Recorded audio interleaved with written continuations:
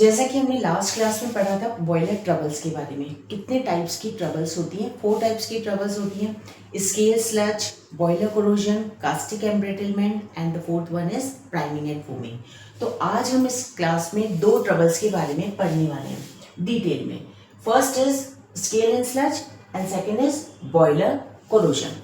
तो सबसे पहले हम देखेंगे कि स्केल और स्लज जो है वो किस वजह से होता है। स्केल मैंने आपको पहले बताया था कि स्केल जो है वो कैल्शियम सल्फेट मैग्नीशियम हाइड्रोक्साइड की वजह से होता है, और sludge magnesium chloride, calcium chloride और मैनी अदर इम्प्योरिटीज जो वाटर में प्रेजेंट होती है उसकी वजह से प्रेसिपिटेट बनते हैं। तो जब बॉयलर में हम वाटर को लेते हैं स्टीम जनरेट करने के लिए, तो जैसे ही हम वाटर को, ये क्या है, ये जैसे इस टाइप का बॉयलर होता है, तो यदि हम ऊपर से उसको देखेंगे तो किस तरीके से दिखेगा, राउंड दिखेगा, ठीक है। तो हम इसको जब टॉप पे से देख रहे हैं तो ये हमें इस तरीके से नजर आएगा कि वाटर है इसके अंदर, और जो वाटर को हीट कर रहे हैं तो हीट करते से ही इम्प्योरिटीज जो है वो प्रेसिपिटेट आउट होने लग जाती है। तो वो जो प्रेसिपिटेट आउट होने लग जाती है इम्प्योरिटीज, वो दो टाइप के प्रेसिपिटेट बनाती है। एक तो स्केल जो कि हार्ड प्रेसिपिटेट होते हैं, और स्लज जो कि लूज प्रेसिपिटेट होते हैं। अब ये है बॉयलर। जब हम टॉप पे से देख रहे हैं तो ये बॉयलर है, और ये इसकी वॉल है, बॉयलर की वॉल है। इसके अंदर ये जो ग्रीन कलर से में दिख रहा है ये वाटर है, और ब्लू कलर में जो मैंने दिखा रखा है यहाँ है लूज प्रेसिपिटेट। तो स्लज बनते हैं, लूज प्रेसिपिटेट होते हैं, तो वो नीचे बॉटम में सेटल डाउन हो जाते हैं, तो उसको हम रिमूव कर लेते हैं। दूसरी चीज ये, स्लज के साथ, लूज प्रेसिपिटेट के साथ कुछ हार्ड प्रेसिपिटेट भी बनते हैं। क्योंकि वो हार्ड प्रेसिपिटेट इसलिए बनता है क्योंकि उसमें कैल्शियम सल्फेट भी है, मैग्नीशियम हाइड्रोक्साइड भी है, तो ये हार्ड प्रेसिपिटेट बनाते हैं। तो इसी बॉयलर के अंदर, ये बॉयलर 2 बॉयलर नहीं है, एक ही बॉयलर है, लेकिन स्लज को अलग से एक्सप्लेन करने के लिए, स्केल को अलग से एक्सप्लेन करने के लिए मैंने ये 2 डायग्राम बनाए हैं। तो इसमें जो बॉयलर है उसमें क्या होता है कि इसकी वॉल के चारों तरफ हार्ड प्रेसिपिटेट डिपॉजिट हो जाते हैं, और ये हार्ड प्रेसिपिटेट मैंने इस तरीके से बता रखा है, ये हार्ड प्रेसिपिटेट डिपॉजिट हो जाते हैं, स्टिक हो जाते हैं, और इसको रिमूव करना बहुत ही डिफिकल्ट होता है। और इसकी वजह से क्या होता है कि जो हीट हम दे रहे हैं बॉयलर को हम हीट दे रहे हैं, वो प्रॉपर तरीके से वाटर को नहीं मिल रही। जितनी हीट मिलनी चाहिए वाटर को उतनी नहीं मिल रही, क्योंकि ये जो प्रेसिपिटेट यहाँ डिपॉजिट हो जाते हैं। दूसरी चीज़, ये जो लूज प्रेसिपिटेट इसमें बन रहे हैं, उसकी वजह से जो हीट है उसकी जो क्वांटिटी है, जितनी वाटर को मिलनी चाहिए थी उतनी नहीं मिल रही, यानी कि हमें और इसको हीट करना पड़ेगा स्टीम जनरेट करने के लिए, जिसकी वजह से जो बॉयलर है वो धीरे धीरे खराब होने लग जाएगा, डिस्टॉर्टेड शेप में हो जाएगा, और इसकी लाइफ कम हो जाएगी। और हमें क्या करना पड़ेगा, जब लाइफ कम हो जाएगी यानी कि मेंटेनेंस कॉस्ट बढ़ जाएगी, कभी कोई चीज़ खराब हो रही होगी बॉयलर में, या क्रैक आ जाएंगे, तो इसका मतलब है कि हमें ज़्यादा और हीट करना पड़ेगा इन इम्प्योरिटीज़ की वजह से। इन इम्प्योरिटीज़ की वजह से प्रेसिपिटेट बन रहे हैं, और प्रेसिपिटेट क्या कर रहे हैं, जितनी हीट वाटर को मिलनी चाहिए उतनी हीट नहीं मिल रही, जिसकी वजह से हम और इसको हीट कर रहे हैं, तो बॉयलर धीरे धीरे खराब होने लग जाता है। तो इसको हम क्या करेंगे, सबसे पहले तो इसको रिमूव करेंगे कि ये जो लूज प्रेसिपिटेट है, लूज प्रेसिपिटेट को हम इजीली रिमूव कर सकते हैं by blow down operation method, in which we just remove the sludge loose precipitate by sludge outlet. तो ये जो लूज प्रेसिपिटेट होते हैं इसको तो हम रिमूव कर लेते हैं, लेकिन ये जो हार्ड प्रेसिपिटेट होते हैं इसको रिमूव करने के लिए हम या तो HCl, इसके कॉर्नर पे से बॉयलर के, ये जो बॉयलर है इस तरीके का बॉयलर होता है, इसके कॉर्नर पे से हम HCl ऐड करते हैं, तो वो क्या होगा, मिक्स होके यहाँ पे नीचे स्केल आ जाएगा, और इसको भी हम रिमूव कर लेंगे। यानी कि हमें स्केल को स्लज में कन्वर्ट करना है, क्योंकि स्लज तो रिमूव हो रहा है लेकिन स्केल रिमूव होने में प्रॉब्लम आ रही है। तो या तो हम क्या करेंगे, HCl साइड में से ऐड करेंगे, तो वो एसिड के साथ डिजोल्व होके नीचे कलेक्ट हो जाएगा स्केल, और इसको हम बाहर निकाल लेंगे। तो इस तरीके से वाटर को हम प्योर कर सकते हैं स्केल और स्लज से।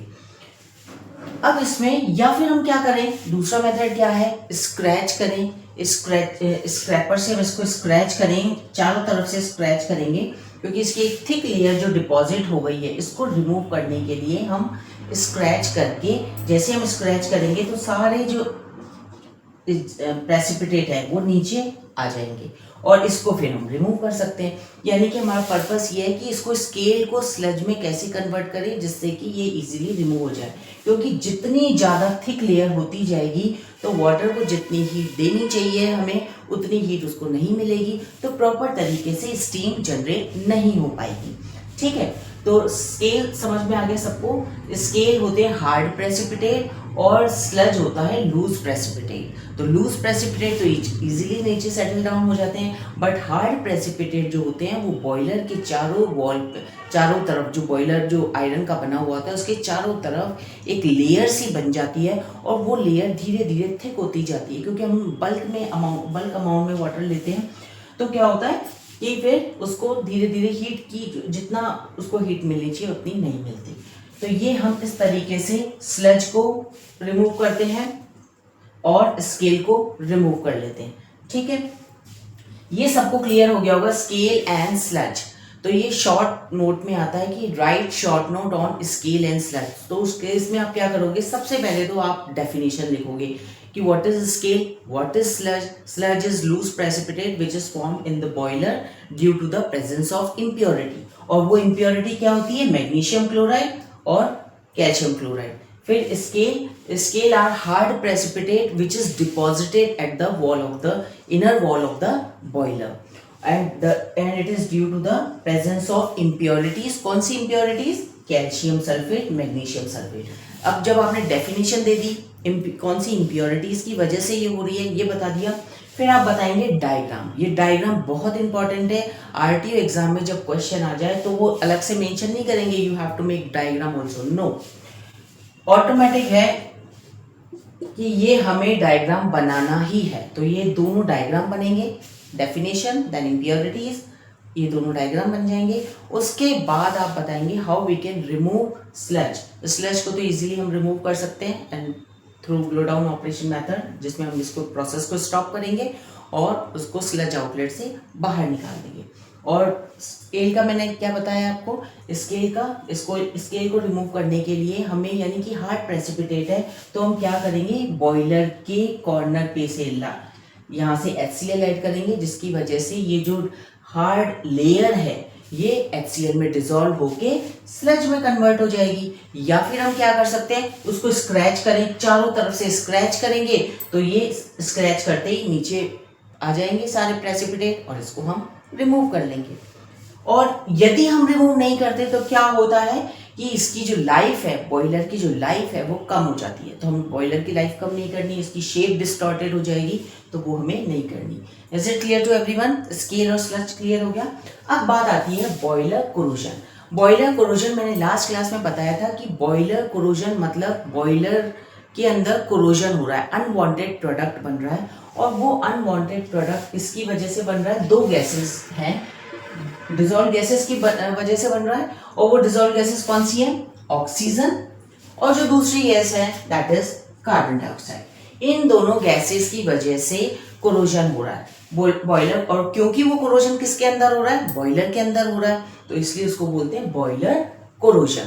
The corrosion which takes place due to the presence of dissolved gases like oxygen and carbon dioxide, then such type of corrosion is known as boiler corrosion. Since the water is present in the water, वो boiler water जो present है वो boiler के अंदर present है और उस water के अंदर इम्प्योरिटीज है। वो कौन सी इम्प्योरिटी है, ऑक्सीजन एंड कार्बन डाइऑक्साइड।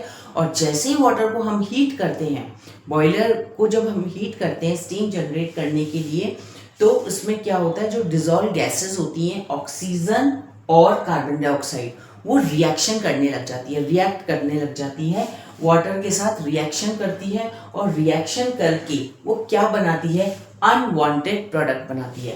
तो अब इसमें केवल वाटर ही नहीं आता, ये जो ऑक्सीजन है हाई टेम्परेचर पे ऑक्सीजन वाटर के साथ रिएक्ट करके, और वो जो वाटर है वो किसमें है, आयरन की क्या है, ये बॉयलर है। बॉयलर किसका बना हुआ है, आयरन का बना हुआ है।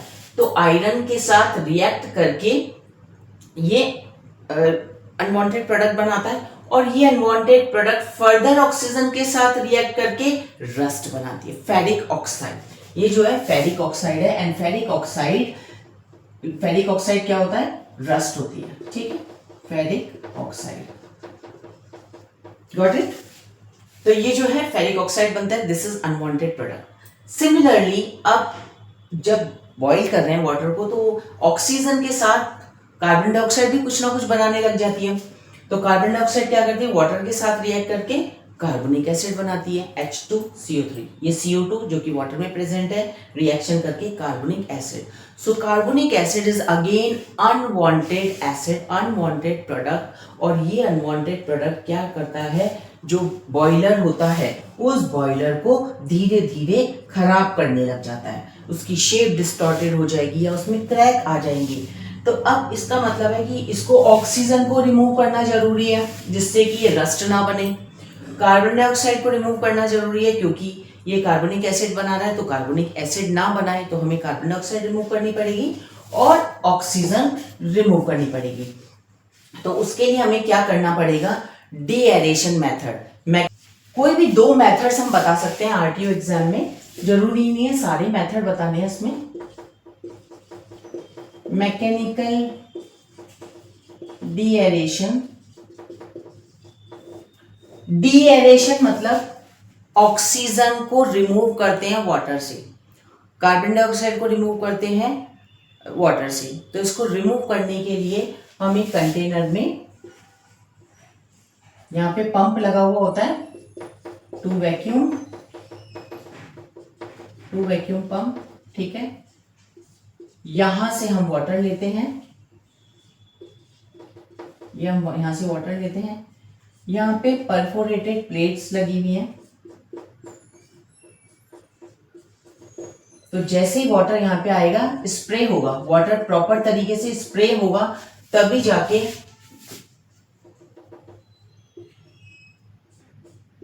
ये है वैक्यूम, टू वैक्यूम। तो जैसे वाटर को हम स्प्रे करते हैं इसके ऊपर तो क्या होता है कि धीरे धीरे ऑक्सीजन और कार्बन डाइऑक्साइड रिमूव होने लग जाती है। ये जो दो चीजें मैंने बनाई है, ये है स्टीम जैकेट, ठीक है, स्टीम जैकेट है, स्टीम जैकेट, ये भी स्टीम जैकेट है और ये भी स्टीम जैकेट है। इसको हम हीट करते हैं, इस कंटेनर को हीट करते हैं और वाटर को जब स्प्रे करते हैं तो ऑक्सीजन और कार्बन डाइऑक्साइड यहां से पंप के थ्रू बाहर निकल जाती है। और जो अब हमें वाटर मिलेगा वो कैसा मिलेगा, डीएरेटेड वाटर। तो हमने इसमें से ऑक्सीजन भी निकाल लिया और कार्बन डाइऑक्साइड भी निकाल लिया। तो बस हमें पंप के साथ कनेक्ट करना है, यहाँ से इसको टेम्परेचर मिल रहा है थोड़ा, ये जो है ये दोनों वाटर जैकेट, ये जो स्टीम जैकेट्स हैं, ये स्टीम जैकेट इस कंटेनर को गर्म कर देती है। और इसमें जो परफोरेटेड प्लेट्स है इसका काम ये है कि जैसे इससे टकराएगा वाटर तो स्प्रे हो जाएगा और ऑक्सीजन और कार्बन डाइऑक्साइड प्रॉपर तरीके से बाहर निकल पाएगी। उसको हम रिमूव कर सकते हैं बाय वैक्यूम पंप, ठीक है, प्रेशर के साथ हम उसको बाहर निकाल देंगे। और अब जो वाटर हमें मिलेगा, ठीक है, वो मिलेगा डीएरेटेड वाटर, यानी कि उसमें अब ऑक्सीजन और कार्बन डाइऑक्साइड नहीं है। अब जब दोनों चीजें नहीं होगी तो अब इस वाटर को हम बॉयलर में यूज करेंगे तो क्या होगा, ना तो कार्बोनिक एसिड बनेगा और ना ही क्या चीज, फेरिक ऑक्साइड, दोनों चीजें नहीं बनेगी। तो यही हमें करना है। और दूसरा एक मेथड और है, एक मेथड और ऑक्सीजन और कार्बन डाइऑक्साइड को रिमूव करने के लिए, एक तो मैकेनिकल डीएरेशन हो गया और एक मेथड और हमें पता होना चाहिए। ऑक्सीजन को हम रिमूव कर सकते हैं हाइड्राजीन से, हाइड्राजीन, जिसमें क्या होगा N2H4, ये है हाइड्राजीन। और ये जब हाइड्राजीन को हम वाटर में लेते हैं जिसमें कि ऑक्सीजन प्रेजेंट है तो वो क्या बना देता है, नाइट्रोजन प्लस H2O, ठीक है। तो क्या होगा, ऑक्सीजन रिमूव हो गई, अब ऑक्सीजन इसमें नहीं है। इसी तरीके से एक मेथड हम लेंगे कार्बन डाइऑक्साइड के लिए भी। देखो ये जो मेथड है ये कार्बन डाइऑक्साइड के लिए भी है और ऑक्सीजन के लिए भी है। तो एक तो कॉमन मेथड है, हमें दो मेथड याद करने की जरूरत नहीं पड़ेगी। मैकेनिकल डीएरेशन से ऑक्सीजन भी रिमूव हो रही है और कार्बन डाइऑक्साइड भी रिमूव हो रही है। और दूसरा जो मेथड है, दोनों के दो मेथड कर लेंगे। एक तो मैकेनिकल डीएरेशन, जो कार्बन डाइऑक्साइड और ऑक्सीजन दोनों चीज इसमें रिमूव हो रही है। एक मैंने ऑक्सीजन को रिमूव करने का तरीका बता दिया, हाइड्रोजन से रिमूव कर सकते हैं। और अब कार्बन डाइऑक्साइड को कैसे रिमूव कर सकते हैं? कार्बन डाइऑक्साइड को रिमूव करने का तरीका है कैल्शियम कार्बोनेट हम ले लेंगे। जिस वाटर में कार्बन डाइऑक्साइड प्रेजेंट है, उस कार्बन डाइऑक्साइड को रिमूव करने के लिए हम क्या करेंगे? कैल्शियम कार्बोनेट उसमें डाल देंगे वाटर के अंदर। तो जैसे ही डालेंगे तो जो कार्बन डाइऑक्साइड है, ये जो कार्बन डाइऑक्साइड वाटर में प्रेजेंट है, ये किस में कन्वर्ट हो जाएंगी? कैल्शियम बाइकार्बोनेट में। ठीक है, कैल्शियम बाइकार्बोनेट में कन्वर्ट हो जाएंगी। तो इस तरीके से दो मेथड अपन ने कर लिए हैं। एक तो मेथड हमने किया है डीएरेशन मेथड, मैकेनिकल डीएरेशन मेथड, जो कि दोनों का एक एक मेथड हो गया, ऑक्सीजन के लिए भी हो गया और कार्बन डाइऑक्साइड के लिए भी हो गया। और दूसरा मेथड जो ऑक्सीजन का है वो है हाइड्रोजन। हाइड्रोजन से हम रिमूव कर सकते हैं ऑक्सीजन को। और कार्बन डाइऑक्साइड को किससे रिमूव कर सकते हैं? Calcium carbonate. जैसे ही कैल्शियम कार्बोनेट हम वाटर में ऐड करेंगे तो क्या होगा? वो जो कार्बन डाइऑक्साइड है वो उससे रिएक्ट करके, वाटर में रिएक्ट करके कैल्शियम बाइकार्बोनेट बना देगा, जिसको हम इजीली रिमूव कर सकते हैं। Okay, so thank you students. अब नेक्स्ट क्लास में हम पढ़ेंगे जो rest of the two boiler troubles. अब दो ट्रबल्स और बची, ये दो ट्रबल्स हो चुकी है। नेक्स्ट क्लास में मैं बताऊंगी आपको कास्टिक एम्ब्रिटलमेंट और priming and foaming. Thank you so much.